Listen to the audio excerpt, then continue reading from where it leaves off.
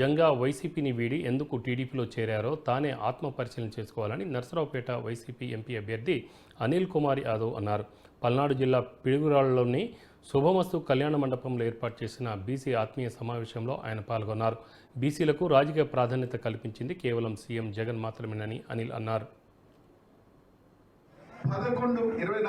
11 MP స్థానాలు జగన్మోహన్ రెడ్డి గారు ఇచ్చారు. అవతల ఎన్ని ఇచ్చాడు? 5 ఎంపీ స్థానాలు ఇచ్చారు. 48 మంది ఎమ్మెల్యేలు ఇచ్చాడు జగన్మోహన్ రెడ్డి గారు. అవతల ఎన్ని ఇచ్చాడు? 32 ఇచ్చారు. ఈ రోజు మనం అన్ని గెలుచుకుంటే 29కి వచ్చే తనకే 11, 14, 15 అవుతాయి.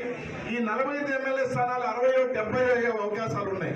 కాబట్టి బీసీలు అంటే ఖచ్చితంగా ఇస్తే గెలిపించుకొని వస్తారు అనే నమ్మకం కలిగించిన రోజు మనకి ఎమ్మెల్యే స్థానాలు వస్తాయి, మనకి ఎంపీ స్థానాలు వస్తాయి.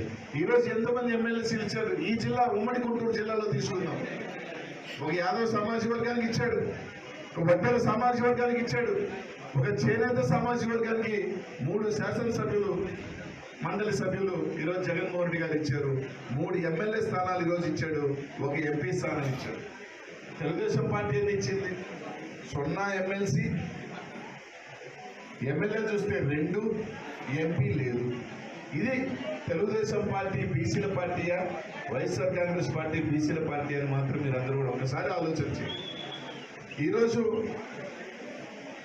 వడ్డరాజుకు సంబంధించి యేసురాజు నాకు అన్న చెప్పినట్టు అదో తృప్తిలో ఓడిపోతే వదిలేయకుండా చేయి పట్టుకొని తీసుకొచ్చి శాసన మండలి సభ్యులు చేశారు.